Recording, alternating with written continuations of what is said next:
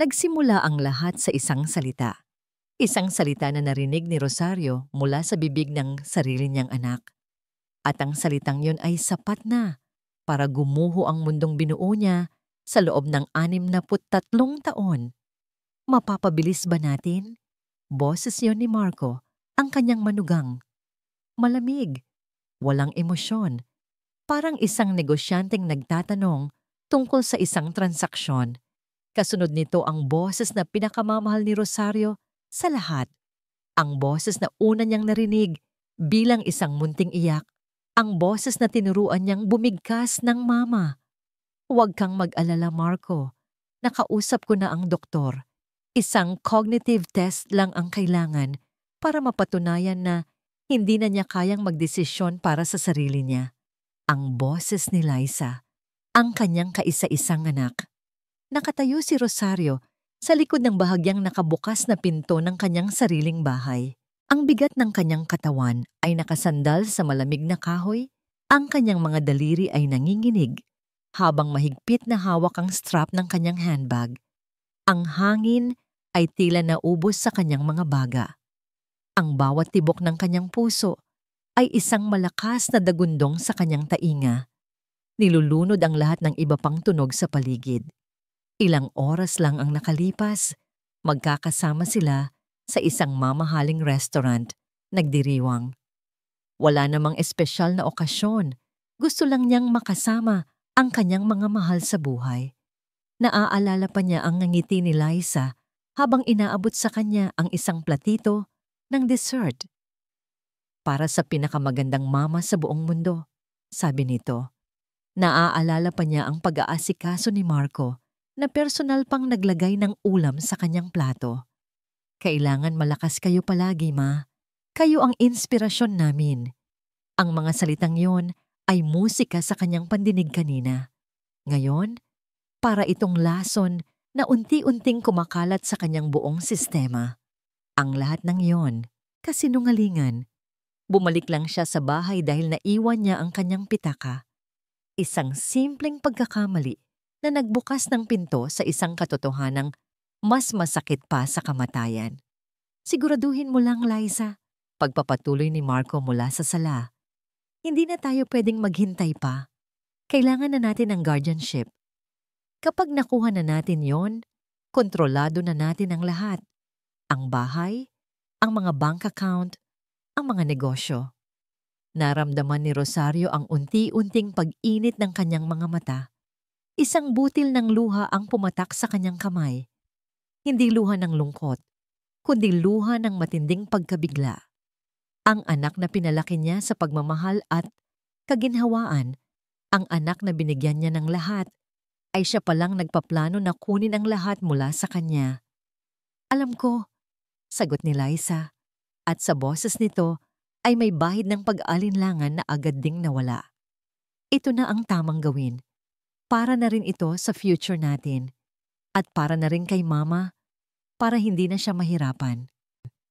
Para hindi na siya mahirapan, napakagatlabi si Rosario para pigilan ng isang hikbi. Anong klaseng pag-iisip iyon?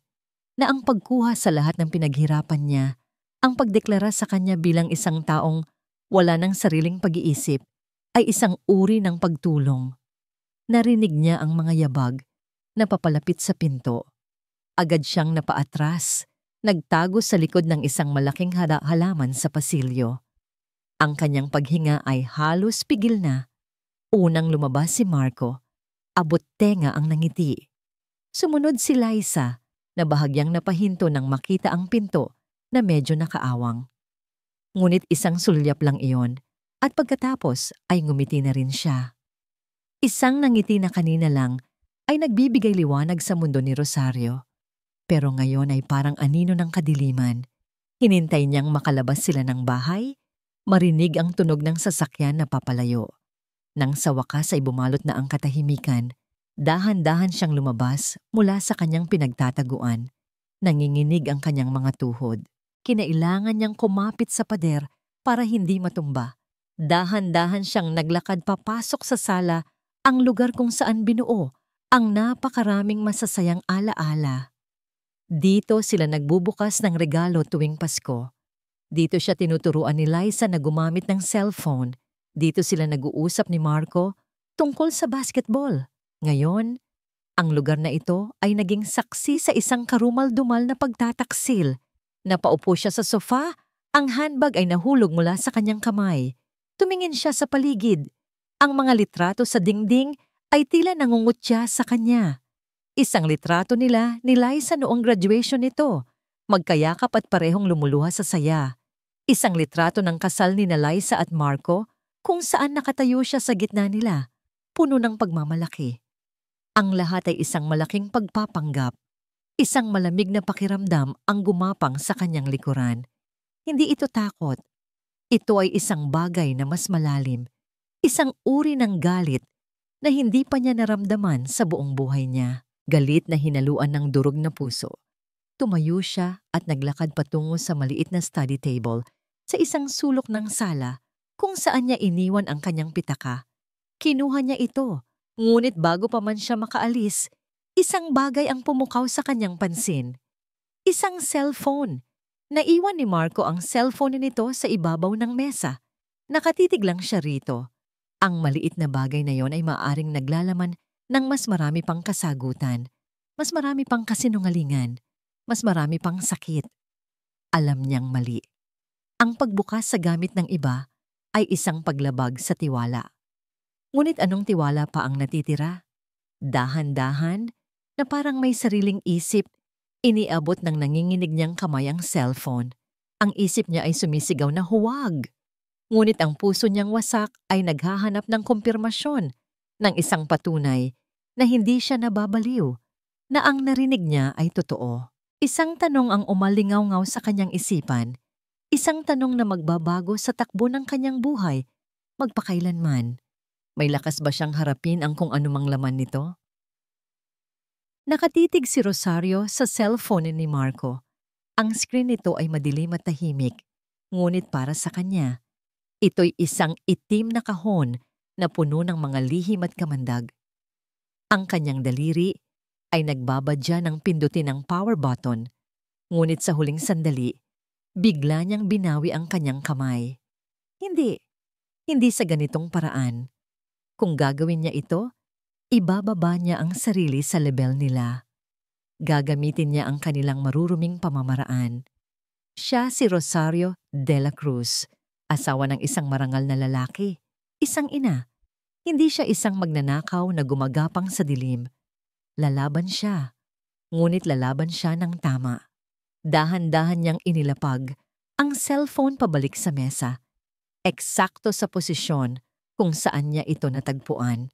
Huminga siya ng malalim, pinipilit pakalmahin ang nagwawalang puso. Ang unang bugso ng matinding galit ay napalitan na ngayon ng isang nakakakilabot na lamig.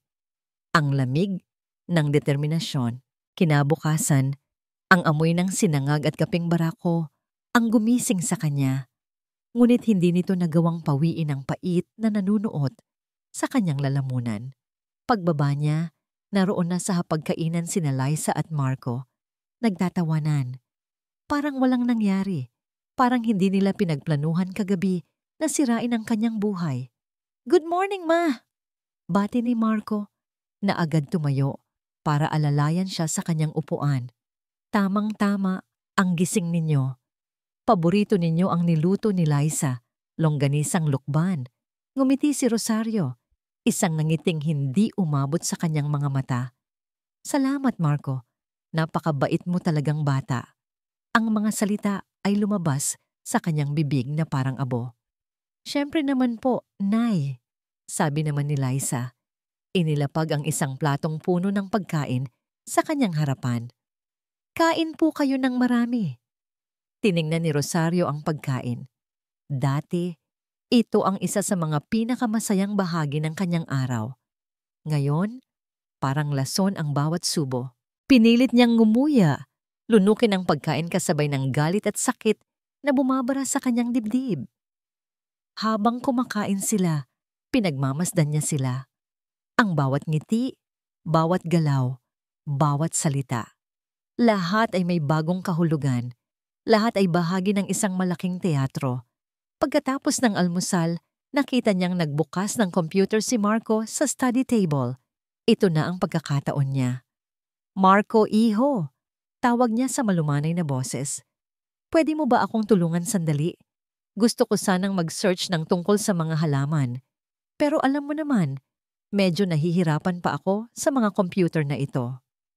"Walang problema, ma," sagot ni Marco. Natutuwa sa pagkakataon na maipakita ang kanyang pagiging matulungin.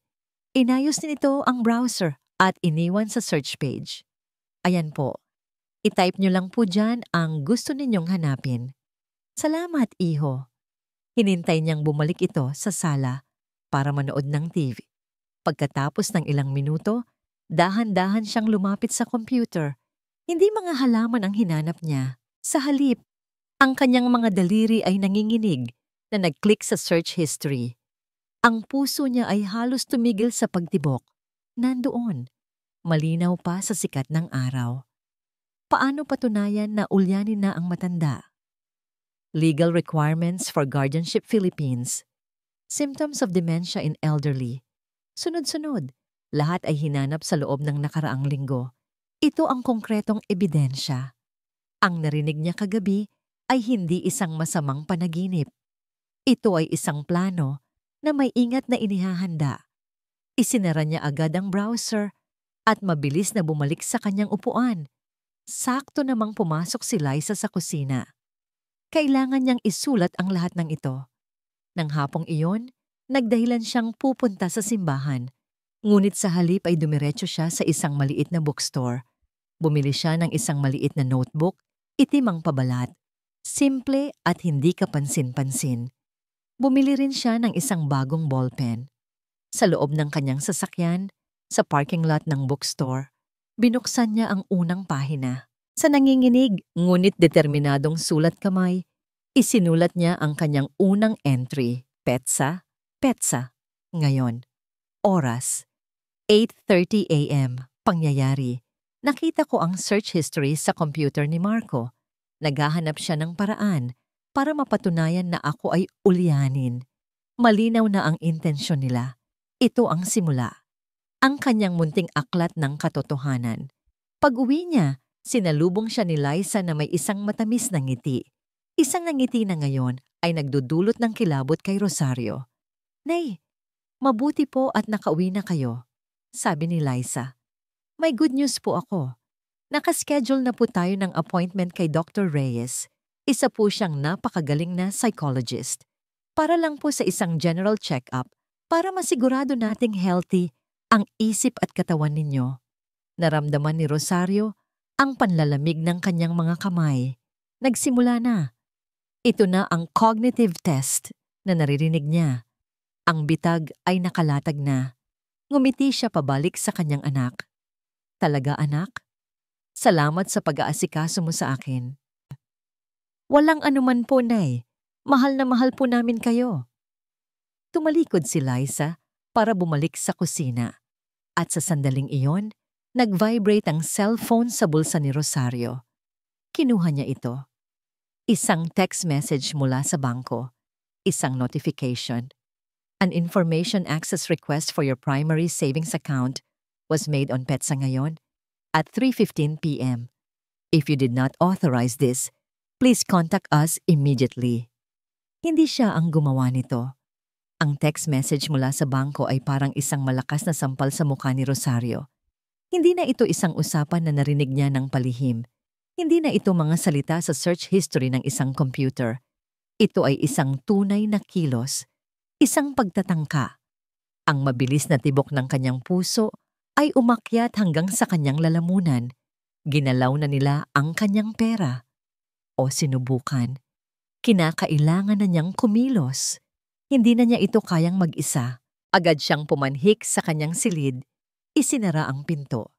At nanginginig na kinuha ang kanyang lumang address book.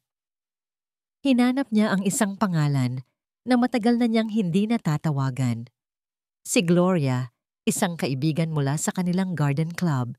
Isang babaeng palaging may alam, palaging may kilala. Nanginginig ang kanyang mga daliri. habang pinipindot ang mga numero sa kanyang telepono. Pagkatapos ng 3 ring, isang pamilyar na boses ang sumagot. Rosario, napatawag ka. Kamusta ka na? Sinubukan ni Rosario na gawing normal ang kanyang boses, ngunit may panginginig dito na hindi niya maitago. Gloria, mabuti naman ako. Ikaw? Pasensya ka na sa abala. Naku, ano ka ba? Hindi ka abala. Pero parang may problema ka halata sa boses mo. Sa sandaling iyon, hindi na napigilan ni Rosario ang sarili. Isang munting hikbi ang kumawala sa kanya. Gloria, kailangan ko ng tulong. Hindi ko masabi sa telepono, pero kailangan ko ng abogado, isang magaling, at higit sa lahat, isang mapagkakatiwalaan. Natahimik ang kabilang linya. Naramdaman ni Rosario ang pag-aalala sa katahimikan ni Gloria. Tungkol saan ito, Rosario? May kinalaman ba ito sa pamilya? Oo, bulong ni Rosario. Ang salita ay parang tinik. Kailangan ko ng proteksyon mula sa kanila. Hindi na nagtanong pa si Gloria. May kilala ako. Sabi nito sa isang seryosong tono. Attorney Benjamin Santos, matagal na sa serbisyo, matalino, at may puso. Ibibigay ko sa iyo ang address ng opisina niya. Sabihin mo, nire-recommenda kita. Kinabukasan, nagpaalam si Rosario na makikipagkita siya sa kanyang mga kaibigan sa club. Ang bawat kasinungalingan na lumalabas sa kanyang bibig ay parang karayom na tumutusok sa kanyang dila, ngunit alam niyang kailangan ito para mabuhay. Ang opisina ni Attorney Santos ay nasa isang disenteng gusali sa Makati. Malinis, tahimik, at propesyonal. Pagpasok pa lang niya, nakaramdam siya ng kaunting kapanatagan. Isang babaeng sekretarya ang magalang na naghatid sa kanya sa loob ng opisina ng abogado. Si Attorney Santos ay isang lalaking nasa mga huling bahagi ng 50, may suot na salamin at may buhok na nagsisimula ng mamuti sa mga gilid. Ang kanyang ngingiti ay kalmado at ang kanyang mga mata ay puno ng simpatsya. Mrs. Dela Cruz, sabi niya, inilahad ang kamay. Maupo po kayo. Sabi sa akin ni Gloria, ay may importante kayong sasabihin. Naupo si Rosario. Sa loob ng ilang minuto, hindi siya makapagsalita. Nakatitig lang siya sa kanyang mga kamay na magkapatong sa kanyang kandungan. Paano niya sisimulan? Paano niya sasabihin na ang sarili niyang anak ay gustong sirain ang kanyang buhay? Huminga po kayo ng malalim, Mrs. Dela Cruz, marahang sabi ni Attorney Santos. Ano man po yan? Nandito po ako para makinig. At doon na nagsimula. Ikinuwento niya ang lahat. Ang masayang pananghalian, ang naiwang pitaka, ang pagbabalik, ang mga salitang narinig niya mula sa likod ng pinto, ang search history sa computer, ang appointment sa doktor, ang text message mula sa bangko. Habang nagsasalita siya, ang kanyang boses ay pumuputok. Ang mga luha ay nagbabadyang tumulo, ngunit pinipigilan niya. Hindi siya iiyak, hindi ngayon. Nakinig ng mabuti si Attorney Santos, hindi siya sumasabad. Ang kanyang mga mata ay hindi humuhusga. Tumango-tango lang siya na parang naiintindihan niya ang bawat sakit sa likod ng bawat salita. Nang matapos si Rosario, isang mahabang katahimikan ang namayani. Sa wakas, nagsalita ang abogado. Naiintindihan ko po ang bigat ng inyong pinagdadaanan, sabi niya, at humahanga po ako sa inyong katatagan. Ang ginagawa nila ay malinaw na isang uri ng elder abuse at financial exploitation at kailangan nating itong labanan. Sa pagkarinig sa mga salitang iyon, naramdaman ni Rosario ang isang bagay na matagal nang nawala sa kanya. Pag-asa. Ano po ang dapat kong gawin? Tanong niya. Sa ngayon, paliwanag ni Attorney Santos, ang pinakamahalagang armas natin ay ang kanilang kamangmangan. Hindi nila alam na alam ninyo na. Kailangan nating panatilihin yan. Magpanggap po kayo na walang nagbago. Ipakita ninyo na kayo ang mapagmahal na ina na kilala nila. Pero paano tayo lalaban? Kailangan natin ng mas matibay na ebidensya, sabi ng abogado, bahagyang sumandal sa kanyang upuan. Ang search history ay maganda, pero maaari nilang sabihing iba ang gumamit. Ang kailangan natin ay ang kanilang mga boses, ang kanilang mga salita. Mrs. De La Cruz, kaya niyo po bang mag-record ng mga pag-uusap nila? Napaisip si Rosario, isang maliit na digital recorder. Madali itong itago. Opo, Attorney Santos, kaya ko po. Magaling, sabi ng abogado na may pagtango. Ipunin ninyo ang lahat ng ebidensya na makukuha ninyo, mga recording, mga kopya ng dokumento kung maaari. Huwag po kayong mag-alala. Kapag may sapat na tayong hawak, tayo na ang gagawa ng unang hakbang. Hindi na natin sila hihintaying makakilos. Paglabas ni Rosario sa opisina ni Atty. Santos, pakiramdam niya ay nabunutan siya ng tinik.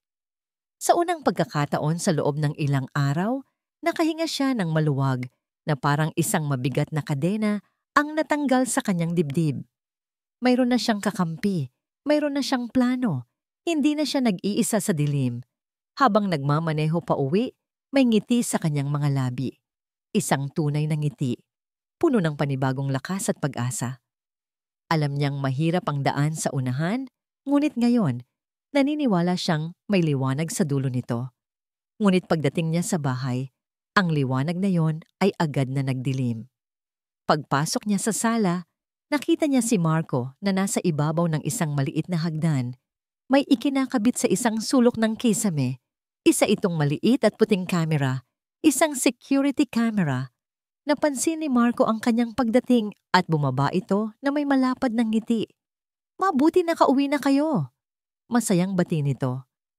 Nagpakabit po ako ng bagong camera para po masigurado ko na palagi kayong ligtas dito sa bahay, lalo na kapag wala kami ni Liza. Ang mga salita ay puno ng pag-aalala. Ngunit ang mga mata niya, may ibang sinasabi ang mga mata niya. Malamig, mapagmatsyag. Tila sinasabi na bawat galaw niya mula ngayon ay binabantayan na. Gabi. Tahimik ang buong bahay. Ang tanging maririnig lang ay ang mahinang ugong ng aircon at ang marahang paghampas ng hangin sa mga bintana. Nakahiga si Liza sa kama, ngunit ang kanyang diwa ay gising na gising. Sa tabi niya, mahimbing nang natutulog si Rosario, ang kanyang ina. Hindi, iyon ang nasa isip niya. Sa kabilang kwarto, natutulog ang kanyang ina. Ang katabi niya ay si Marco, ang kanyang asawa. Naramdaman niya ang paggalaw ni Marco. Dumilat ito at tiningnan siya sa dilim. Hindi ka makatulog? Bulong nito. Tumangulang si Liza. Umupo si Marco at niyakap siya mula sa likuran. Ang init ng katawan nito ay gumapang sa kanya. Ngunit hindi nito nagawang pawiin ang lamig sa loob ng kanyang dibdib. Iniisip mo pa rin ba? Tanong ni Marco. Ang kanyang hininga ay mainit sa tainga ni Liza. Hindi ko maiwasan, aminado niya. Ang mga mata niya kanina, noong nakita niya yung camera, parang may lungkot. Lungkot?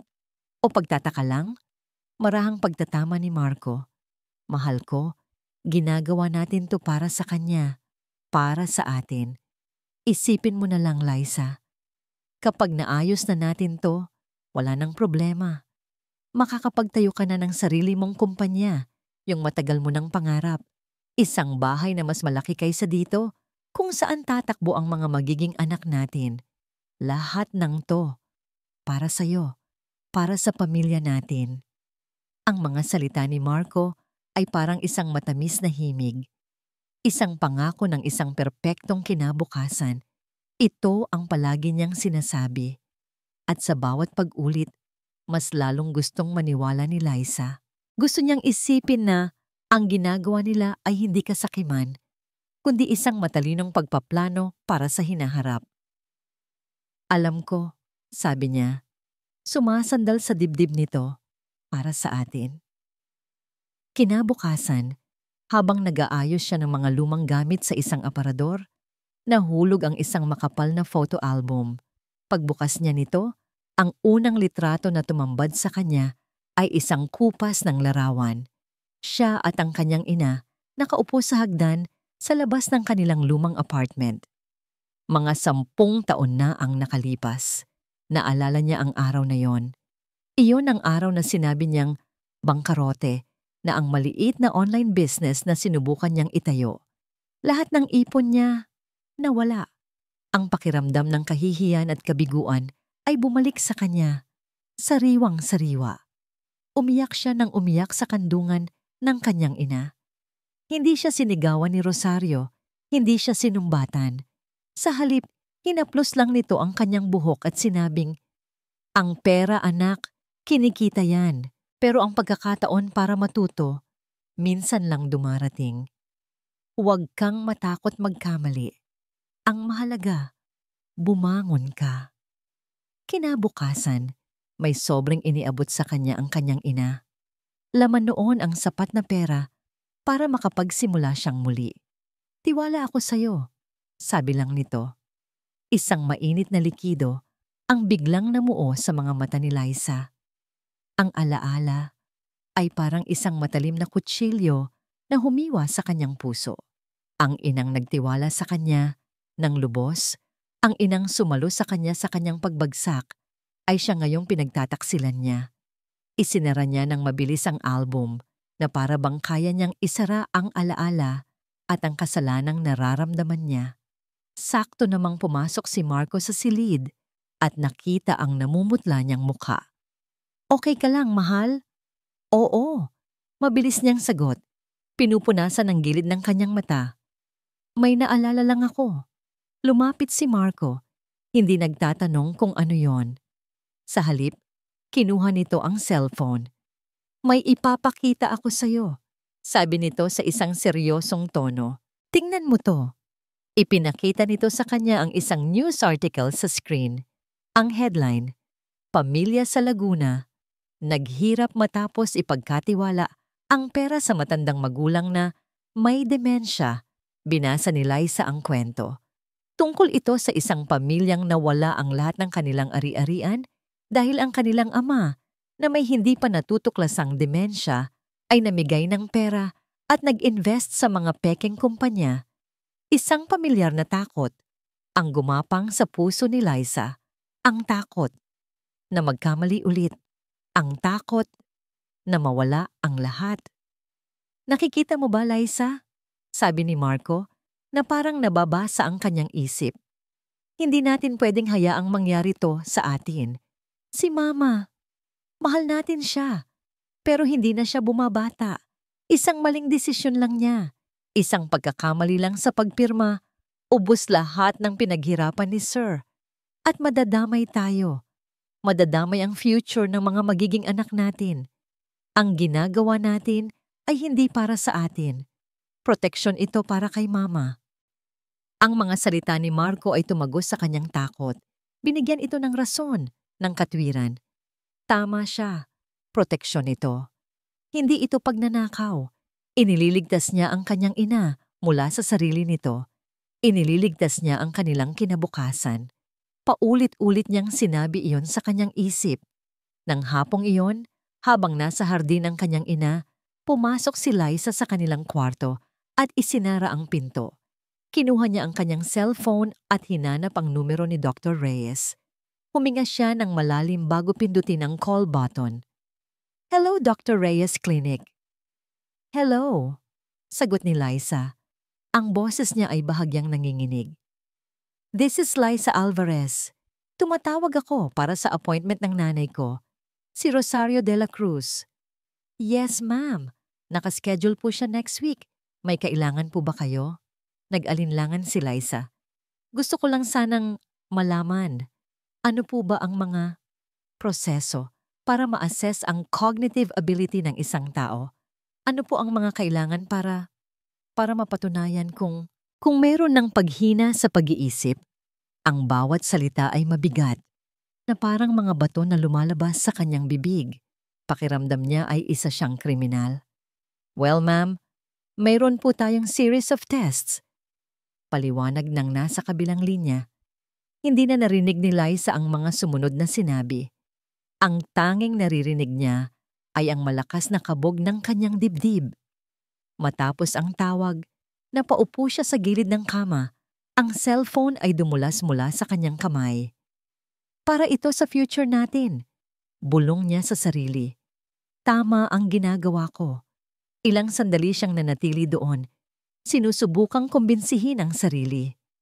Nang sa wakas, ay tumayo na siya para lumabas. Napadaan siya sa tapat ng silid ng kanyang ina. Bahagyang nakaawang ang pinto. May naririnig siyang nagsasalita sa loob. Boses ng kanyang ina. Dahil sa kuryosidad, lumapit siya ng kaunti. Sapat lang para marinig. Opo, salamat po sa pagtanggap ninyo sa akin kanina. Opo, gagawin ko po ang lahat ng sinabi ninyo. Maraming salamat po ulit, Attorney Santos. Attorney Santos? Sino si Attorney Santos? Bakit nakikipag-usap ang kanyang ina sa isang abogado? Isang malamig na kaba ang biglang gumapang sa kanyang buong katawan.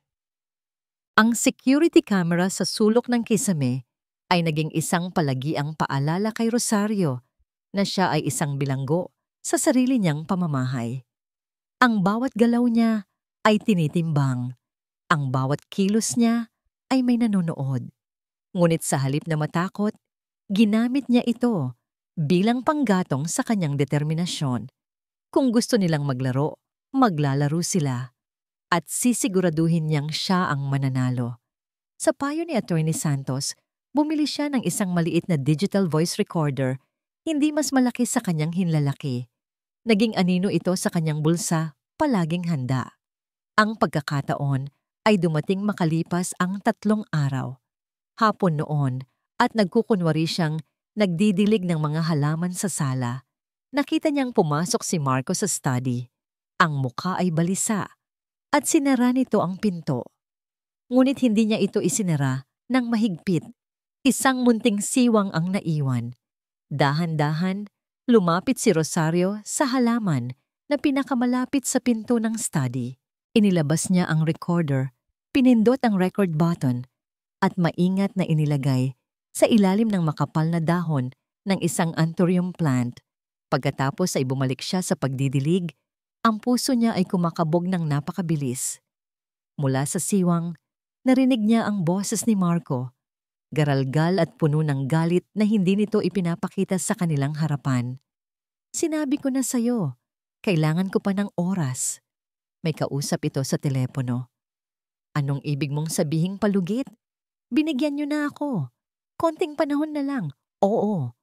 Makukuha ko na. Sigurado na ito sa loob ng 1 buwan. 1 buwan. Iyon ang timeline. Ang deadline. Huwag na huwag mong idadamay ang pamilya ko dito. Naiintindihan mo ba?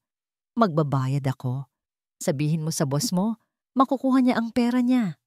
Pagkatapos ay isang malakas na kalabog na parang may sinuntok itong pader. Sinundan ito ng katahimikan. Nananatiling nakatayo si Rosario. Hawak ang pandilig. Ang tubig ay tumutulo sa sahig. Ang kanyang hininga ay pigil. Hindi ito tungkol sa pag-aalaga sa kanya. Hindi ito tungkol sa pagprotekta sa kanilang future. Ito ay tungkol sa utang. Isang malaking utang. Si Marco ay desperado. At ang isang taong desperado ay kayang gumawa ng kahit ano. Narinig niya ang pagbukas ng pinto.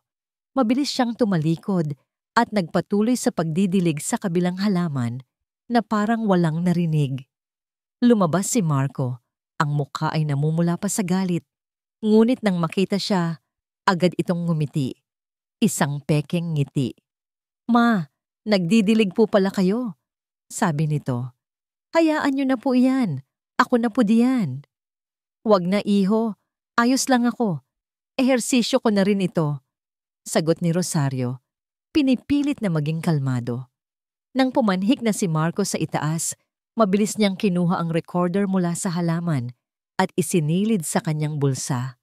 Ang maliit na aparato ay parang mainit na bakal sa kanyang palad. Hawak niya ang gintong ebidensya. Kinabukasan, maaga siyang umalis. Nagdahilan na may bibilhin sa palengke. Sa loob ng sasakyan, tinawagan niya si Attorney Santos. "Attorney, may nakuha na po ako." Sabi niya, hindi maitago ang pananabik sa kanyang boses. Ikinuwento niya ang tungkol sa narinig niyang pag-uusap. "Napakagaling, Mrs. Dela Cruz. Napakagaling." Sabi ng abogado sa kabilang linya. "Iyan ang kailangan natin. Isang malinaw na motibo. Ipinapakita nito sa korte na hindi pag-aalala ang dahilan nila, kundi kasakiman at desperasyon. Ano na po ang susunod nating gagawin?" "Itago niyo pong mabuti yan," bilin ni Attorney Santos. "At mag-ingat po kayo ng doble. Ngayong narinig ni Liza ang pangalan ko, siguradong mas magiging mapagmatsyag na sila. Ipagpatuloy niyo lang po ang pagkilos na parang walang alam." Tama ang abogado. Nang mga sumunod na araw, naramdaman ni Rosario ang pagbabago. Mas madalas nang nakasara ang mga pinto. Ang mga pag-uusap nila ay nagiging pabulong kapag siya ay dumarating. Isang gabi, nakita niyang nag-uusap sila sa hardin. Nang lumapit siya, bigla silang natahimik. "Ma!" tanong ni Marco isang hapon, habang nagkakape sila. Ang tono nito ay kaswal, ngunit ang mga mata ay matalim. "Napapansin ko po na madalas kayo sa study ni Sir nitong mga nakaraang araw. May hinahanap po ba kayo?" Nanlamig ang mga kamay ni Rosario. Wala naman, iho." Mabilis niyang sagot, sabay tawa ng pilit. "Namimiss ko lang ang papa ninyo. Tinitingnan ko lang ang mga lumang libro niya. Alam mo na, matanda na." Ginamit niya ang mismong salitang gusto nilang marinig. Ang araw ng appointment kay Dr. Reyes ay dumating. Sa loob ng malamig na klinika, pakiramdam ni Rosario ay hindi siya pasyente, kundi isang suspect na iimbestigahan. Si Dr. Reyes, isang babaeng nasa mid-40s, ay may mga ngiting profesional ngunit walang kabuhay-buhay. "Kamusta po tayo na Mrs. Dela Cruz?" Simula nito, "Mabuti naman ako, doktora." "Mabuti po. May ilang mga simpleng tanong lang po ako para ma-check lang natin ang lahat," sabi ng doktora, sabay kuha ng ballpen at clipboard. "Sino po ang kasalukuyang presidente ng Pilipinas? Anong petsa po ngayon? Ano po ang kinain ninyo sa almusal kanina?" Kung bibigyan ko po kayo ng 3 salita, bola, susi at puno, mauulit niyo po ba ito para sa akin pagkatapos ng 5 minuto? Sinagot ni Rosario ang lahat ng may kalinawan at katiyakan. Ang kanyang isip ay matalas na parang isang patalim. Alam niya ang larong nilalaro nila. Hindi siya magpapatalo. Sa bawat tanong, tinitingnan niya ang doktora diretso sa mga mata. Ipinapakita na walang anumang mali sa kanyang pag-iisip.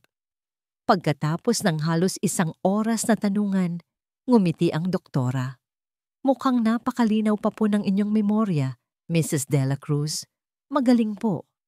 Ngunit alam ni Rosario na ang mga resulta ng test na ito ay maaring baluktutin. Ang salita ng doktora laban sa salita niya. Pag-uwi niya, pagod na pagod ang kanyang isip at katawan. Ang pagpapanggap ay mas nakakapagod kaysa sa anumang pisikal na gawain. Naupo siya sa kanyang paboritong silya sa sala para magpahinga. Nang biglang tumunog ang kanyang telepono, numero ni Attorney Santos. "Hello, Attorney?" "Mrs. Dela Cruz," sabi ng abogado sa kabilang linya. Ang boses nito ay may bahid ng pagkaapurado. "Mayroon pong isang urgent na bagay. Kailangan po nating kumilos ng mabilis." "Ano po iyon?" kinabahang tanong ni Rosario. "Nalaman ko po na mayroon silang balak na mag-file ng petition sa korte sa lalong madaling panahon. Kailangan po nating ma-secure ang lahat ng ebidensya. Mrs. Dela Cruz, maaari po ba ninyong dalhin dito sa opisina bukas ang lahat ng hawak ninyo? Ang notebook, ang voice recorder, lahat ng orihinal na kopya. Ilalagay po natin sa isang safety deposit box para sa safekeeping, para sigurado po tayong hindi ito mawawala o masisira." Ang mga salita ay tila isang sagot sa kanyang mga dasal, isang paraan para maprotektahan ang lahat ng kanyang pinaghirapan. Opo, attorney. Sagot niya, puno ng pasasalamat at tiwala. Bukas na bukas po. Pagbukas ng opisina ninyo, darating ako. Kinabukasan, maingat na inilagay ni Rosario ang lahat ng kanyang sandata sa isang maliit na kahon ng sapatos. Ang itim na notebook kung saan nakasulat ang bawat kasinungalingan at bawat kahina-hinalang kilos. Ang maliit na digital recorder na naglalaman ng desperadong boses ni Marco at ilang mga kopya ng bank statement na nagpapakita ng mga kahina-hinalang pagtatangka sa kanyang account. Ang munting kahon na yon ang kanyang buhay, ang kanyang kalayaan, ang kanyang katotohanan. Nagpaalam siya kina Liza at Marco na dadalaw siya sa puntod ng kanyang yumaong asawa. Isa na namang kasinungalingan, ngunit hindi na siya nakakaramdam ng pagkakasala. Ang kasinungalingan ay naging baluti na niya laban sa mga taong dapat sana'y nagpoprotekta sa kanya. Habang nagmamaneho siya papunta sa Makati, isang kakaibang pakiramdam ng gaan ang bumalot sa kanya. Malapit nang matapos ito, kapag naibigay na niya ang mga ebidensya kay Atty. Santos, magiging ligtas na ang mga ito. Hindi na niya kailangang matulog na kayakap ang recorder sa ilalim ng kanyang unan. Hindi na niya kailangang itago ang notebook sa likod ng mga lumang damit sa kanyang aparador. Malapit na siyang maging malaya. Pagdating niya sa opisina, sinalubong siya ng pamilyar na ngiti ng sekretarya at ang amoy ng kape sa hangin. Inihatid siya nito sa opisina ni Atty. Santos. Mrs. De La Cruz, mabutit nakarating kayo agad. Bati ng abogado, tumayo mula sa kanyang silya. Ang kanyang mukha ay seryoso na lalong nagpakumbinsi kay Rosario na tama ang kanyang desisyon. Attorney, sabi ni Rosario, inilapag ang kahon ng sapatos sa ibabaw ng makintab na lamesang kahoy. Nandito na po lahat, ang notebook, ang recording, lahat. Binuksan ni Atty. Santos ang kahon at tiningnan ang mga laman nito. Tumango siya na may bakas ng paghanga sa kanyang mukha. Napakahusay ng inyong ginawa, Mrs. De La Cruz. Ito na ang magdidikta ng ating panalo. Huwag po kayong mag-alala. Ilalagay ko po ito mismo sa vault ng opisina. Walang sino mang makakagalaw nito. Naramdaman ni Rosario ang pagkawala ng isang malaking tinik sa kanyang dibdib. Isang ganting pala na matagal na niyang inaasam. Pakiramdam niya ay pwede na siyang huminga. Maraming salamat po, attorney. Hindi ko po alam kung anong gagawin ko kung wala kayo. Trabaho ko po yon, sabi ni Atty. Santos. Gusto niyo po ba ng kape o tsa habang inaayos ko ang mga papeles para sa safekeeping? Kape na lang, salamat, sagot ni Rosario, na upo sa silyang nasa tapat ng mesa. Tumayo ang abogado at lumabas ng opisina para sabihin sa kanyang sekretarya ang tungkol sa kape. Naiwan si Rosario mag-isa sa silid. Tumingin siya sa paligid, ang mga libro ng batas na nakahanay sa estante, ang mga diploma na nakasabit sa dingding. Ang lahat ay sumisigaw ng kredibilidad at tiwala. Ang tiwalang buong puso niyang ibinigay. Sa ibabaw ng mesa, naiwan ni Atty. Santos ang kanyang cellphone nakataob. Habang naghihintay, bigla itong umilaw at nag-vibrate ng isang beses. Hudyat ng isang bagong text message. Hindi ito pinansin ni Rosario. Hindi siya ang tipo ng taong nakikialam sa gamit ng iba. Ngunit pagkaraan ng ilang segundo, muli itong umilaw at nag-vibrate. At sa pagkakataong ito, dahil sa anggulo ng pagkakataob, bahagyang tumaas ang gilid ng screen. Sapat na para mabasa niya ang pangalan ng nagpadala at ang unang linya ng mensahe. Ang oras ay tila bumagal. Ang pagtibok ng kanyang puso ay huminto. Ang pangalan sa screen ay iisa lang, Marco. At ang mensahe, ang mga salitang nabasa niya ay parang isang matalim na patalim na biglang isinaksak sa kanyang likod at ipinihit. Naniwala na ba siya? Keep her there. Papunta na kami. Paulit-ulit na binasa ni Rosario ang mga salita. Umaasang nagkamali lang siya ng basa. Baka ibang Marco. Baka ibang konteksto, ngunit alam niya. Sa kaibuturan ng kanyang kaluluwa, alam niya. Ang siya. Sa text ay siya. Ang papunta na kami ay sina Marco at Liza.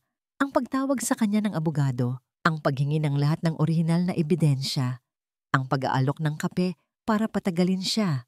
Lahat ay isang malaking bitag at siya, na akala niya ay napakatalino, ay naglakad diretso papasok dito. Ang kaibigan niyang si Gloria. Paano? Paano siya naging kasabwat dito? O baka ginamit lang din siya ang lahat ng pag-asa na kanyang inipon, ang lahat ng tapang na kanyang binuo, ay gumuho sa isang iglap. Ang abogadong pinagkatiwalaan niya ng kanyang buhay ay isa palang ahas. Isang bayarang tauhan ng kanyang sariling manugang. Sakto namang bumukas ang pinto. Pumasok si Attorney Santos, may dalang isang tasa ng kape. Ang mukha ay may ngiti pa rin. Ngunit nang makita niya ang mukha ni Rosario, ang nanlalaki nitong mga mata na nakatitig hindi sa kanya, kundi sa cellphone sa ibabaw ng mesa, ang ngiti sa kanyang labi ay unti-unting naglaho. Nahuli na siya. Alam na niya. Hindi nagsalita si Rosario. Walang salitang kayang ilarawan ang nararamdaman niya. Ang pagtataksil ay dumoble. Ang sakit ay 10 beses na mas matindi. Para siyang nalulunod sa isang dagat ng kasinungalingan. Bigla siyang tumayo. Ang silya ay gumawa ng malakas na ingay nang tumama ito sa sahig. Ang kanyang mga mata ay hindi bumibitaw sa pagkakatitig sa abogado. Walang luha. Tanging isang malamig at nagbabagang galit. Hindi niya kinuha ang kahon. Ano pa ang silbi nito? Alam na nila ang lahat ng laman. Alam na nila ang bawat alas niya. Walang isang salita. Tumalikod si Rosario at naglakad palabas ng opisina. Mabilis. Bawat hakbang ay mabigat. Bawat paghinga ay masakit. Narinig niya ang pagtawag ni Attorney Santos sa kanyang pangalan, ngunit hindi siya lumingon. Nagpatuloy siya sa paglalakad, palabas ng gusali, palayo sa lugar kung saan ang kanyang huling hibla ng pag-asa ay pinutol at dinurog. Habang nagmamaneho siya palayo, hindi niya alam kung saan siya pupunta. Wala na siyang kakampi, wala na siyang ebidensya, nag-iisa na lang talaga siya. Nasa loob ng kanyang sasakyan si Marco. Humuhuni-huni pa kasabay ng tugtog sa radyo. Isang ngiti ang nakapaskil sa kanyang labi. Sa wakas, pagkatapos ng ilang linggong pagpaplano at pag-arte, nasa kamay na niya ang lahat ng alas ng matanda. Ang recorder, ang notebook, lahat ng munting ebidensya na inakala ni Rosario ay magliligtas sa kanya, ay siya ngayong magiging katibayan ng pagkasira ng kanyang pag-iisip. Isang henyo. Iyan ang tingin niya sa kanyang sarili. Nang biglang tumunog ang kanyang cellphone, pangalan ni Benji Santos ang lumabas sa screen. Sinagot niya ito nang may pagyayabang sa boses. Oh, Benji, ano na? Success? Naipadala mo na ba sa akin ang kopya ng mga love letter ng biyenan ko? Sa halip na tawa, isang nagpapanik na boses ang kanyang narinig. Marco, may problema. Malaking problema. Agad na nawala ang nangiti ni Marco. Anong problema? Alam na niya. Mabilis na sabi ni Santos. Hindi ko alam kung paano, pero nakita niya ang text mo sa cellphone ko. Bigla na lang siyang tumayo at umalis. Marco, alam na niya ang lahat. Ang mga salita ay parang isang malaking bato na bumagsak sa tiyan ni Marco. Ang kanyang mga daliri ay humigpit sa manibela. Ang mga buko niya ay namuti. Isang malamig na pawis ang biglang tumulo mula sa kanyang noo. Punyeta! Bulong niya. Ang pader na akala niya ay matibay na nakapalibot sa kanyang plano ay biglang nagkaroon ng malaking bitak. Anong gagawin natin? Tanong ni Santos. Ako ang tanungin mo? Trabaho mong hawakan siya. Sigaw ni Marco. Ngunit agad ding pinakalma ang sarili. Hindi ito ang oras para magpanik. Ito ang oras para kumilos. Wala na tayong oras para sa dahan-dahang proseso, Benji. Kailangan na nating isagawa ang huling hakbang. Sigurado ka ba? May iba pa ba tayong pagpipilian? Putol ni Marco. Gawin mo na ang dapat gawin. Ako na ang bahala dito. Ibinaba niya ang tawag at mabilis na itinabi ang sasakyan sa gilid ng kalsada. Ang kanyang paghinga ay mabilis at mababaw. Tapos na ang pag-arte. Tapos na ang pagiging mabait na manugang. Oras na para sa giyera. Mabilis niyang pinaandar ang sasakyan pauwi. Ang bawat pulang ilaw sa trapiko ay parang isang personal na pang-iinsulto. Pagdating niya sa bahay, pumasok siya na parang isang bagyo. Ang karaniwang nangiti at magalang na pagbati ay wala na. Nakita niya si Liza sa sala, nag-aayos ng bulaklak sa isang florera. Ang payapang eksena ay lalong nagpainit ng kanyang ulo. Liza, tawag niya. Ang kanyang boses ay matigas at malamig. Napalingon si Liza, nagulat sa kanyang tono. Marco, anong nangyari? Bakit ganyan ang mukha mo? Alam na ng nanay mo, sabi niya nang walang paligoy-ligoy. Nabitawan ni Liza ang bulaklak na hawak niya. Anong alam? Lahat, sabi ni Marco. Lumapit siya dito. Alam niya ang tungkol kay Attorney Santos. Alam niya ang plano. Ang matanda ay hindi tanga, Liza. Nagpapanggap lang siya. At ngayon, siguradong gagawa siya ng paraan para sirain tayo. Hindi, baka nagkakamali ka lang. Huwag ka nang maging inosente, Liza. Sigaw ni Marco. At sa unang pagkakataon, nakita ni Liza ang isang uri ng bagsik sa mga mata ng kanyang asawa. Palabas na tayo sa kalsada, ang kahahantungan nito. Sisirain niya tayo. Gusto mo bang bumalik sa dati? Na wala kang pera, na habang buhay kang anino ng mga magulang mo? Gusto mo bang makita akong makulong dahil sa mga utang ko? Iyon ang unang beses na inamin ni Marco nang direkta ang tungkol sa utang. Natigilan si Liza. Ngayon na ang panahon para mamili ka. Pagpapatuloy ni Marco, ang boses niya ay bumaba, ngunit mas naging mapanganib. Kakampi ka ba sa akin? Sa asawa mo? Sa pamilya natin?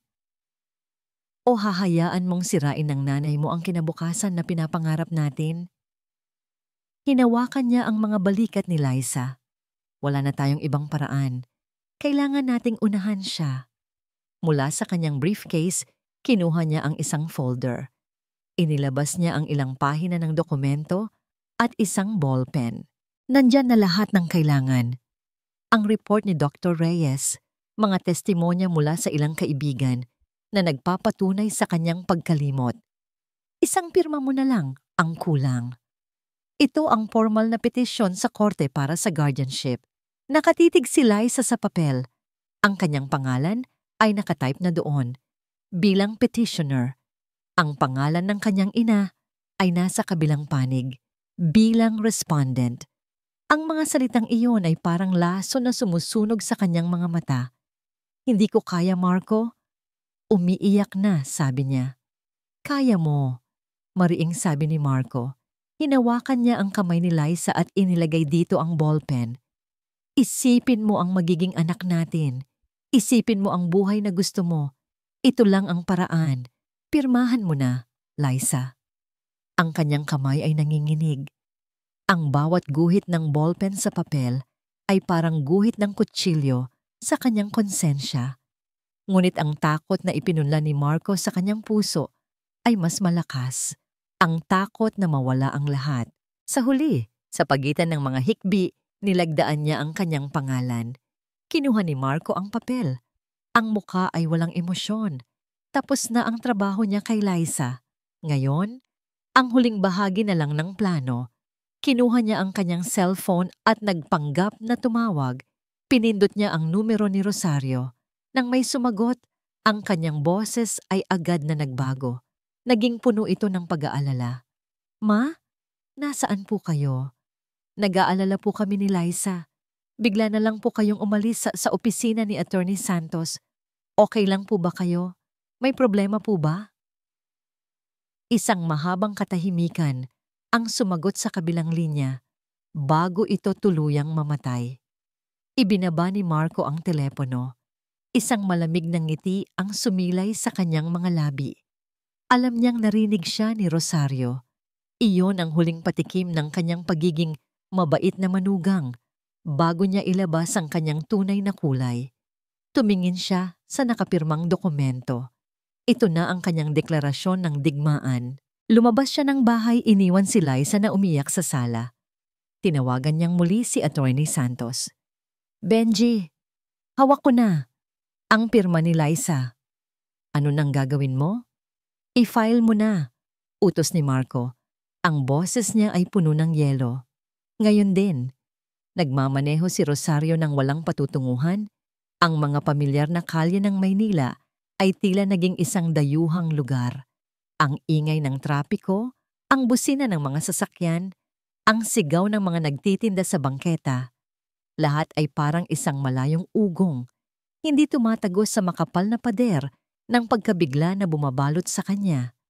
Ang tawag ni Marco, ang peke at puno ng pag-aalalang boses nito, iyon ang huling pako sa kanyang kabaong. Ang huling patunay na ang lahat ay tapos na. Alam na nilang alam na niya at wala na silang pakialam. Hindi na sila nagtatago sa anino. Ang giyera ay isinapubliko na. Sa huli, ang kanyang mga kamay na tila may sariling isip ay iginiya ang manibela pabalik sa isang pamilyar na daan. Ang daan pauwi. Saan pa ba siya pupunta? Ang bahay na yon, na ngayon ay pugad ng mga ahas, ay siya pa ring tanging lugar na matatawag niyang kanya. Sa ngayon, pagpasok niya sa gate, naramdaman niya ang titig ng security camera na ikinabit ni Marco. Tila siya kinukutya. Welcome home. Parang bulong nito sa iyong sariling kulungan. Walang tao sa sala. Tahimik ang buong bahay. Isang katahimikan na mas nakakabingi kaysa sa sigawan. Umakyat siya sa kanyang silid. Ang bawat hakbang ay parang may pabigat na 100 kilo. Pakiramdam niya ay tumanda siya ng 10 taon sa loob lang ng isang araw. Naupo siya sa gilid ng kanyang kama. Ang kanyang mga mata ay tuyo. Naubos na yata ang kanyang luha. Ang nararamdaman niya ngayon ay hindi na galit, hindi na sakit. Isa itong malawak at malamig na kawalan. Isang black hole na humihigop sa lahat ng kanyang lakas, lahat ng kanyang pag-asa. Bigla, may kumatok sa pinto. Isang marahan, halos nag-aalangang katok. Hindi siya sumagot. Ma? Boses ni Liza, puno ng panginginig. Ma, andyan po ba kayo? Hindi pa rin kumibo si Rosario. Anong sasabihin niya? Anong sasabihin ng isang ina sa anak na pumirma sa kanyang death warrant? Narinig niya ang isang hikbi mula sa labas ng pinto. Ma, patawarin niyo po ako. Patawad. Isang salitang napakadaling bitawan, ngunit napakabigat tanggapin. Hindi na muling nagsalita si Liza. Narinig na lang ni Rosario ang mga yabag nitong papalayo. Naiwan siyang muli sa katahimikan, sa kanyang pag-iisa. Kinabukasan, habang nakaupo siya sa sala at nakatulala sa bintana, isang motorsiklo ang huminto sa tapat ng kanilang gate. Isang lalaking nakauniforme ang bumaba at may iniabot na isang makapal na brown envelope sa kanilang kasambahay. Iniabot sa kanya ng kasambahay ang sulat. Ang kanyang mga kamay ay hindi nanginginig. Manhid na siya. Dahan-dahan niyang pinunit ang sobre. Sa loob, naroon ang isang opisyal na dokumento. Sa pinakaitaas, nakasulat ang mga salitang gumimbal sa kanyang kaluluwa. Republic of the Philippines Regional Trial Court Petition for Guardianship. Binasa niya ang mga sumunod na pahina. Ang pangalan niya, Rosario de la Cruz, bilang the alleged incompetent. Ang mga salaysay tungkol sa kanyang pagiging makakalimutin, mga biglaang pagbabago ng ugali, kawalan ng kakayahang pamahalaan ang sariling yaman. Ang lahat ay sinusuportahan ng medical report ni Dr. Reyes at ng mga sinumpaang salaysay mula sa mga taong hindi man lang niya kilala. At sa pinakahuling pahina, naroon ito. Ang pangalan na paulit-ulit na tumutusok sa kanyang puso. Petitioner, Liza de la Cruz Alvarez, ang kanyang anak, ang kanyang kaisa-isang anak, ang nagsampa ng kaso para ideklara siyang wala ng silbi. Nabitawan niya ang papel. Ang mga ito ay nagkalat sa sahig na parang mga tuyong dahon sa taglagas. Ang kanyang mundo ay hindi lang gumuho. Ito ay naging abo. Wala na siyang ebidensya. Ang kanyang abogado ay isang traidor. Ang kanyang anak ay kanyang kalaban. Ang batas ay ginagamit laban sa kanya. Lahat ng pader na akala niya ay kanyang sandalan ay sabay-sabay na bumagsak sa kanya. Tumayo siya at pumasok sa study ng kanyang yumaong asawa. Isinara niya ang pinto. Dito ang amoy ng mga lumang libro at ang alaala ng kanyang Ricardo ay nagbibigay ng kaunting anino ng kapayapaan. Kinuha niya ang wedding portrait nila na nakapatong sa mesa. Hinaplos niya ang maamong mukha ng kanyang asawa sa litrato. Ricardo, bulong niya. At sa wakas, ang mga luhang kanina pa niya pinipigilan ay bumuhos na parang isang sirang dam. Anong gagawin ko? Tulungan mo ako. Hindi ko na kaya. Kahit ang anak natin. Kahit si Liza, kinalaban na ako.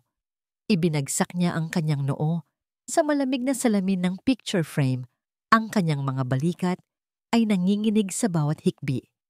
Ang lakas na inipon niya sa loob ng maraming araw ay biglang nawala. Ang natira na lang ay isang matandang babae. Pagod, nag-iisa at talunan. Baka nga tama sila. Baka dapat na siyang sumuko. Ibigay na lang ang lahat para sa katahimikan.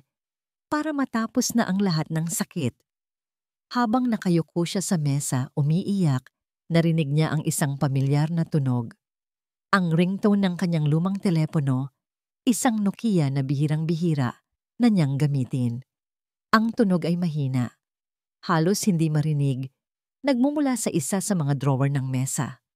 Sino ang tatawag doon?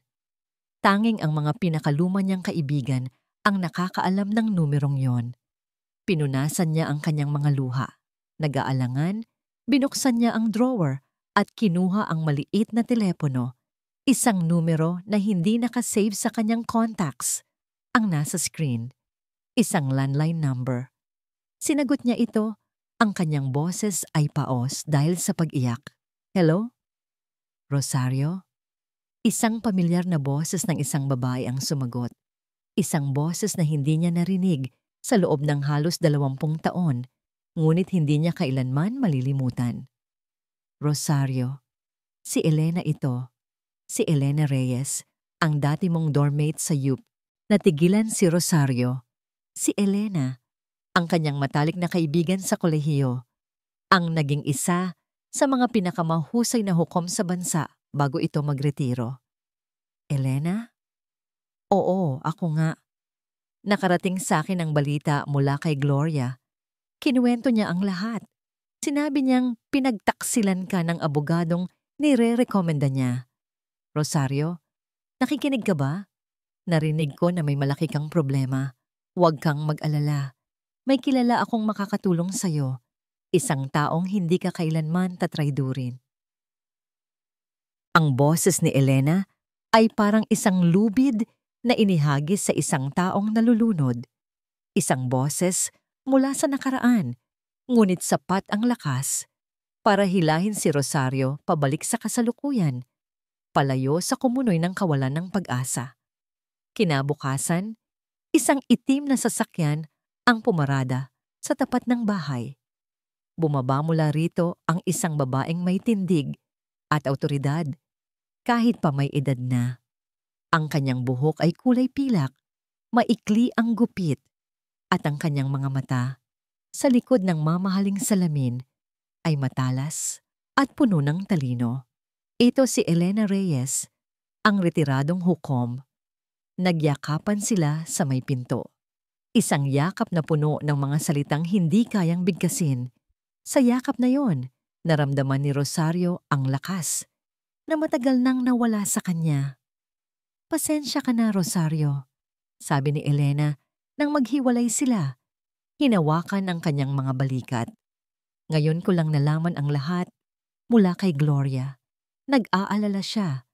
Ginamit daw siya para irekomenda sa'yo ang ahas na si Santos. Hindi niya kasalanan, mahinang sagot ni Rosario. Ako ang nagkamali. Nagtiwala ako ng husto. Ang pagtitiwala ay hindi pagkakamali, Rosario. Ang panloloko ang kasalanan, mariing sabi ni Elena. At ngayon, lalaban tayo. Dinala ni Elena si Rosario sa isang maliit at tahimik na coffee shop. Doon, naghihintay ang isang babae. Bata pa, marahil ay nasa mga unang taon ng 30s.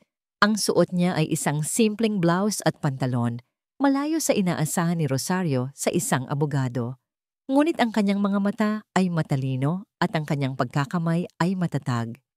Rosario, ito si Attorney Carmela Reyes, pagpapakilala ni Elena. Pamangkin ko at isa sa mga pinakamatalinong abogadong kilala ko. Mrs. De La Cruz, bati ni Attorney Reyes, isang maliit na ngiti ang sumilay sa kanyang labi. Tita Elena has told me the basics. I'm very sorry for what you're going through. Sa simula, may pag-aalinlangan sa puso ni Rosario. Pagkatapos ng nangyari kay Santos, paano pa siya magtitiwala? Lalo na sa isang abogadong mukhang baguhan pa lang. Ngunit habang ikinukwento niyang muli ang lahat, mula sa simula hanggang sa pagtataksil ni Santos, ang paraan ng pakikinig ni Attorney Reyes ay nagpabago sa kanyang isip. Hindi lang ito nakikinig, ito ay nag-aanalisa. Ang mga mata nito ay kumikislap sa bawat detalye. Tumatango hindi dahil sa awa, kundi dahil sa pag-intindi. Nang matapos si Rosario, hindi siya binigyan ni Attorney Reyes ng mga salita ng simpatiya. Sa halip, ang una nitong tanong ay, Mrs. De La Cruz, ano po ang tatak ng security camera na ikinabit ng manugang ninyo? Natigilan si Rosario. Hindi ko sigurado. Bakit mo natanong? Karamihan po sa mga modernong camera ngayon ay may cloud storage. Kahit sabihin nilang dinilit nila ang footage, may posibilidad na may kopya pa rin sa server ng kumpanya. Pwede nating subukang isabwena, paliwanag ni Attorney Reyes. Pangalawa, yung tungkol sa nawala ninyong ebidensya, yung notebook at recorder. Sa tingin ko po, iyon ay isang biyaya. Biyaya? Nagtatakang tanong ni Rosario. Nawala na ang lahat ng ebidensya ko. Exactly po. Sabi ni Attorney Reyes, ang kanyang mga mata ay nag-aapoy sa ideya. Akala nila, hawak na nila ang lahat ng alasun ninyo. Akala nila, alam na nila ang lahat ng ilalaban ninyo.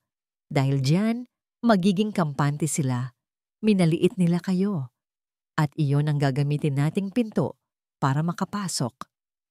Paano? Tanong ni Elena, na kanina pa tahimik na nakikinig. Simple lang po.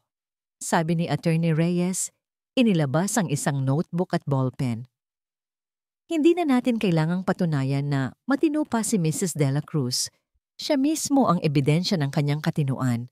Ang gagawin natin ay babalik na rin ang lamesa. Hindi tayo dedepensa. Aatake tayo. Isinulat niya ang isang salita sa gitna ng pahina. Motibo. Aalamin natin ang tunay na dahilan ni Marco Alvarez. Sabi ninyo, narinig ninyo siyang may kausap tungkol sa utang at isang buwang palugit. Doon tayo magsisimula, sabi niya. Tiningnan si Rosario ng diretso. Mrs. De La Cruz, kailangan ko po ng lahat ng impormasyon na meron kayo tungkol kay Marco. Mga kumpanya niya, mga kaibigan niya, mga lugar na madalas niyang puntahan. Kahit ang pinakamaliit na detalye, baka yun pa ang maging susi. Sa mga sumunod na araw, ang bahay ni Elena ay naging kanilang war room. Sa tulong ng isang private investigator na kinuha ni Attorney Reyes, unti-unti nilang binuo ang isang larawan ng tunay na pagkatao ni Marco Alvarez. Ang kanyang negosyo ay malapit ng malugi. Mayroon siyang mga credit card debt na umaabot sa milyon-milyon. At pagkatapos, dumating ang kanilang con at chubay, Ace. Isang hapon, pumasok si Attorney Reyes sa bahay ni Elena. May dalang isang brown envelope. Ang kanyang muka ay seryoso, ngunit may kislap ng tagumpay sa kanyang mga mata. Nahanap na natin. Sabi niya, inilapag sa mesa ang mga litrato. Ang mga litrato ay kuha mula sa malayo. Si Marco, papasok sa isang kilalang kasino sa Parangke. May mga litratong kasama niya ang isang lalaking kilala bilang isang loan shark at ang pinakahuli, isang kopya ng kanyang credit report at mga bank record na nagpapakita ng malalaking cash withdrawal at mga talo sa sugal. May utang siya sa kasino at sa mga loan shark, paliwanag ni Attorney Reyes. Malaki. Sapat na para maging desperado siyang gawin ang lahat para makuha ang pera ninyo. Nakatitig si Rosario sa mga litrato.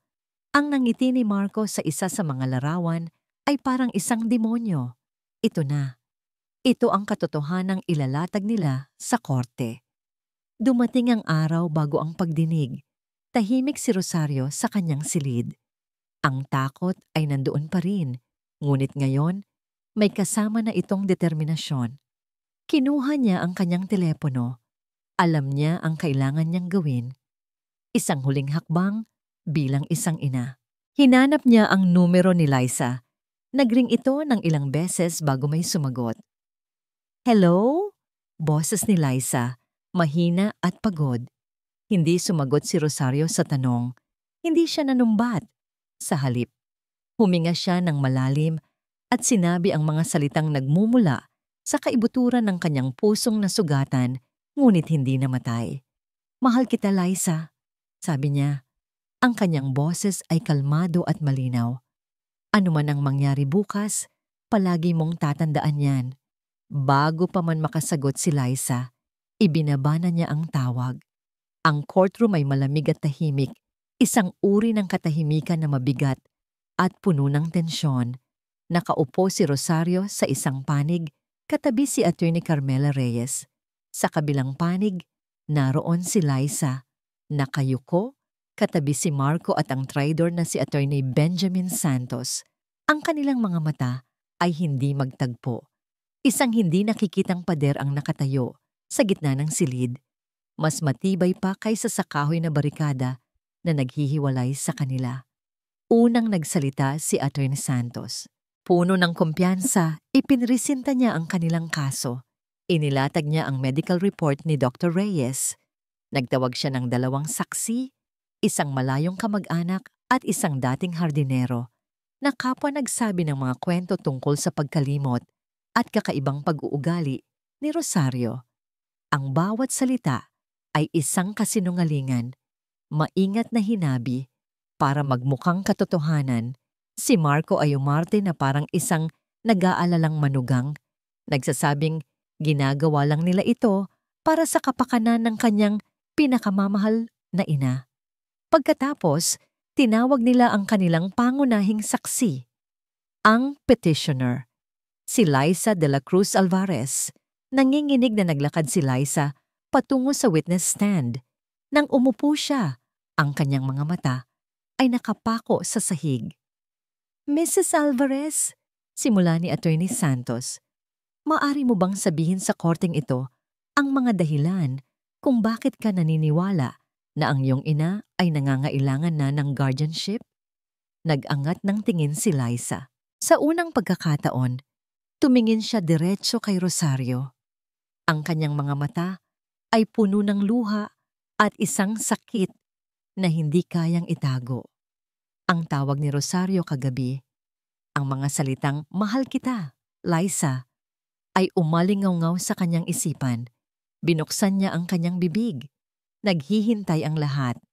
Si Marco ay nakatitig sa kanya, isang babala sa kanyang mga mata. Ngunit ang nakikita lang ni Liza ay ang mukha ng kanyang ina, ang mukha ng pagmamahal na walang kapalit, ang mukha na kanyang sinugatan at dinurog. Ang aking ina. Simula niyam, ang boses niya ay basag. Ay palagi pong nakakalimutan kung saan niya inilalagay ang kanyang mga salamin. Iyon lang ang kanyang sinabi. Isang maliit, halos walang kwentang bagay. Hindi niya nagawang ulitin ang mga kasinungalingang itinuro sa kanya ni Marco. Sa sandaling iyon, sa harap ng lahat, pinili niyang sabihin ang pinakamaliit na kasinungalingan na kaya niyang bigkasin. Isang bahagyang pagkadismaya ang gumuhit sa mukha ni Marco. Pagkatapos ng testimonya ni Lai sa oras na para sa panig ni Rosario. Your Honor, sabi ni Attorney Reyes, tumayo ng may dignidad. Wala po kaming balak na pabulaanan ang mga testimonya ng kabilang panig. Sa halip, nais po naming ipakita sa korteng ito ang tunay na motibo sa likod ng petisyong ito. Ang unang isinalang ni Attorney Reyes ay si Rosario.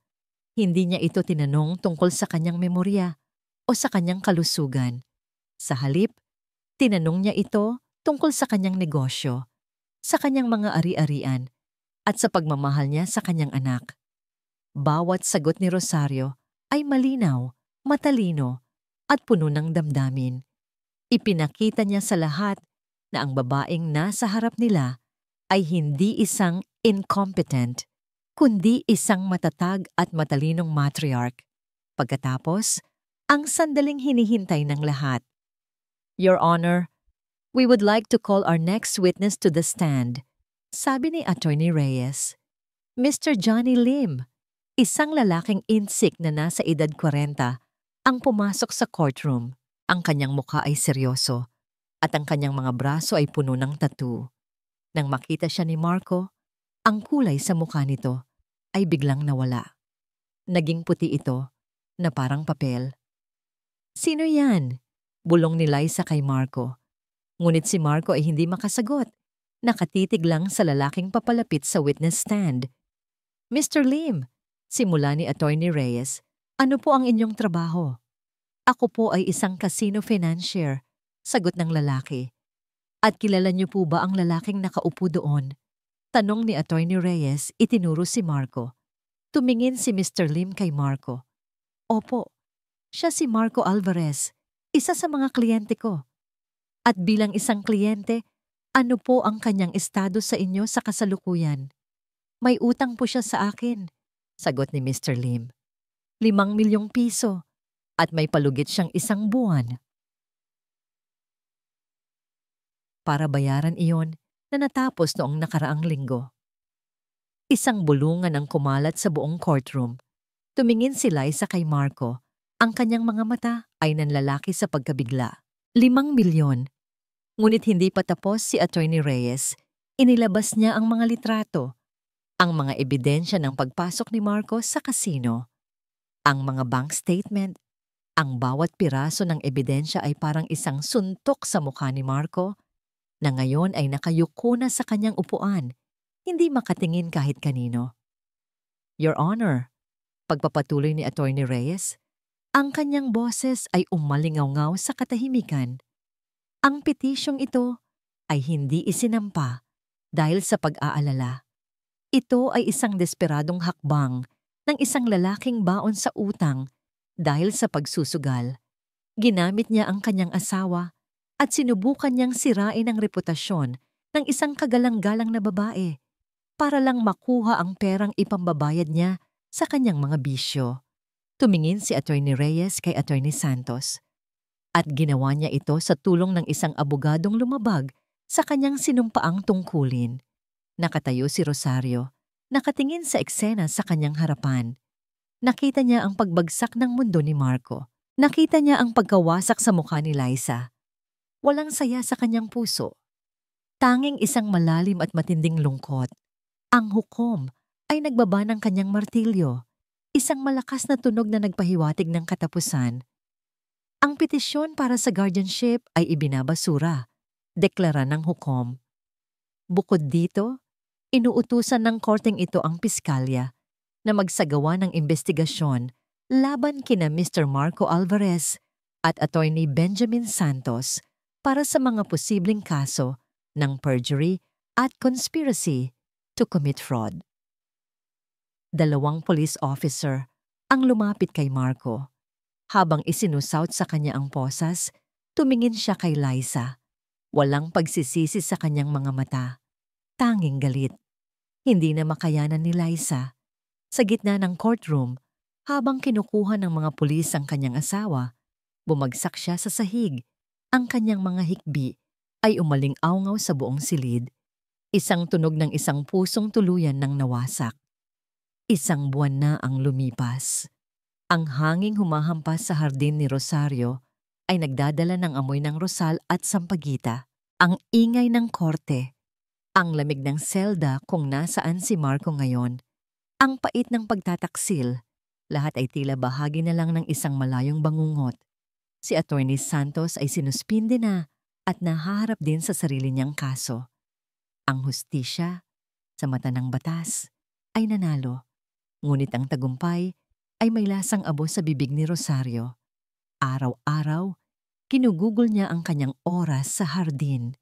Ang pag-aalaga sa kanyang mga orchid at pagdidilig ng mga halaman ang naging kanyang therapy. Sa bawat pagtubo ng bagong dahon, sa bawat pamumukadkad ng bulaklak, doon siya humuhugot ng lakas para magpatuloy. Isang hapon, habang pinuputol niya ang mga tuyong dahon ng isang gumamela, narinig niya ang pagbukas ng gate. Hindi niya kailangang lumingon para malaman kung sino ito. May isang uri ng koneksyon sa pagitan ng ina at anak na hindi kayang putulin ng anumang kasinungalingan o sakit. Naramdaman niya ang presensya ni Liza sa kanyang likuran. Tahimik itong nakatayo, naghihintay. Nagpatuloy si Rosario sa kanyang ginagawa. 1 minuto, 2 minuto. Ang katahimikan sa pagitan nila ay mabigat. Puno ng mga salitang hindi masabi. Puno ng mga sugat na hindi pa naghihilom. Sa wakas, humarap si Rosario. Ang Liza na nakatayo sa kanyang harapan ay ibang-iba sa anak na kilala niya. Payat ito, namumutla, at ang dating kislap sa mga mata nito ay napalitan ng isang malalim at permanenteng lungkot. Walang nagsalita. Tinitigan lang nila ang isa't isa. Sa mga mata ng kanyang ina, nakita ni Liza ang lahat ng sakit na idinulot niya. Sa mga mata ng kanyang anak, nakita ni Rosario ang isang kaluluwang naliligaw at wasak. Unang bumigay si Liza. Ang isang butil ng luha ay naging isang agos. Napaluhod siya sa damuhan, ang kanyang mga kamay ay nakatakip sa kanyang mukha. Ang kanyang katawan ay nanginginig sa bawat hikbi. "Nay," sabi niya sa pagitan ng mga iyak. "Nay, patawarin niyo po ako. Patawad. Naging bulag po ako. Nakinig ako sa kasinungalingan. Ang tanga-tanga ko po. Nay, patawad." Hindi lumapit si Rosario, nanatili siyang nakatayo. Hinayaan niyang ilabas ni Liza ang lahat ng sakit, lahat ng pagsisisi. Nang medyo kumalma na si Liza, saka lang nagsalita si Rosario. Ang kanyang boses ay kalmado, ngunit bawat salita ay may bigat.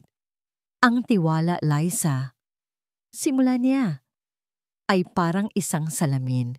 Kapag nabasag, kahit anong gawin mong pagdikit, makikita mo pa rin ang mga lamat. Hindi na maibabalik sa dati. Muling napahikbi si Liza, alam na ang ibig sabihin ng kanyang ina. Ang pagpapatawad ay hindi isang salita na binibigkas lang. Pagpapatuloy ni Rosario, ang tingin niya ay nasa malayo. At hindi ko maipapangako sa'yo na magiging madali. Baka hindi na kailanman maging katulad ng dati ang lahat. Tumingin siya sa kanyang anak na nakaluhod. Ang puso niya, bilang isang ina, ay nadudurog. Lumuhod siya para magpantay sila. Hinawakan niya ang baba ni Liza at itinaas ito para magtama ang kanilang mga mata. Pero kahit kailan, kahit sa pinakamasakit na sandali, hindi nawala ang pagmamahal ko sa'yo. Ina mo ako, Liza, at kahit anong mangyari, anak pa rin kita. Sa mga salitang yon, naramdaman ni Liza ang isang sinag ng liwanag sa gitna ng kanyang kadiliman. Hindi ito ang lubos na pagpapatawad na inaasahan niya, ngunit ito ay isang bagay na mas totoo. Isang pag-amin sa sakit, ngunit isang pagpapatibay sa pagmamahal. Tumayo si Rosario at inilahad ang kamay sa kanyang anak. "Tumayo ka na dyan," sabi niya. Nanginginig na tinanggap ni Liza ang kamay ng kanyang ina at tumayo. "Halika," sabi ni Rosario. Naglakad patungo sa maliit na mesa sa hardin. "Magtimpla tayo ng tsa." Naupo sila. Walang nagsasalita habang naghahanda si Rosario. Ang tunog lang ng kutsarita, na humahalo sa tasa ang maririnig. Inilapag ni Rosario ang isang tasa sa harap ni Liza. "Magsimula tayo ulit," sabi ni Rosario. Ang kanyang boses ay mahina ngunit matatag. Dahan-dahan, ang kanilang mga kamay ay parehong nakapatong sa mesa. Sa magkabilang gilid ng dalawang tasa ng tsa, ang kamay ni Rosario, kulubot na at puno ng mga kwento ng buhay. Ang kamay ni Liza, maputla at nanginginig pa. Magkalapit ang kanilang mga kamay, ngunit hindi pa nagkakadikit. May isang maliit na espasyo sa pagitan. Isang espasyo na puno ng mga alaala ng sakit, ngunit puno rin ng isang bagong posibilidad. Ang hinaharap ay hindi malinaw. Ang mga sugat ay malalim. Ngunit sa hardin na yon, sa ilalim ng papalubog na araw, sa pagitan ng dalawang basag na puso, isang maliit na binhi ng paghilom ang nagsimulang tumubo. At dito, nagtatapos ang kwento ni Rosario at Liza sa isang hardin na puno ng mga sugat, ngunit puno rin ng pag-asang muling mamukadkad. Maraming salamat sa inyong walang sawang pagsubaybay at pakikinig sa bawat kabanata ng kanilang paglalakbay. Habang isinusulat ko ang kwentong ito, kasama ninyo akong umiyak sa sakit ng pagtataksil, nagalit sa kawalan ng hustisya, at kumapit sa bawat hibla ng pag-asa. Naging isang karangalan para sa akin ang buhayin ng kwento ni Rosario. Isang paalala na ang tunay na lakas ay hindi nasusukat sa edad o kasarian, kundi sa tibay ng puso na bumangon sa kabila ng pinakamatinding pagsubok. Naway may napulot tayong aral mula sa kanilang karanasan. Isang aral tungkol sa pagmamahal na kayang magpatawad, ngunit hindi kailanman nakakalimot. Isang aral tungkol sa tiwalang kapag nabasag ay mahirap nang buuin. At higit sa lahat, isang aral na kahit sa pinakamadilim na gabi ng ating buhay, palaging may sisikat na bagong umaga. Muli, mula sa kaibuturan ng aking puso, maraming salamat. Mahal naming mga tagapakinig, ang inyong suporta ang nagsisilbing inspirasyon sa aming patuloy na paglikha ng mga kwentong tatatak sa inyong puso at isipan. Hanggang sa muli nating pagkikita sa susunod na kwento.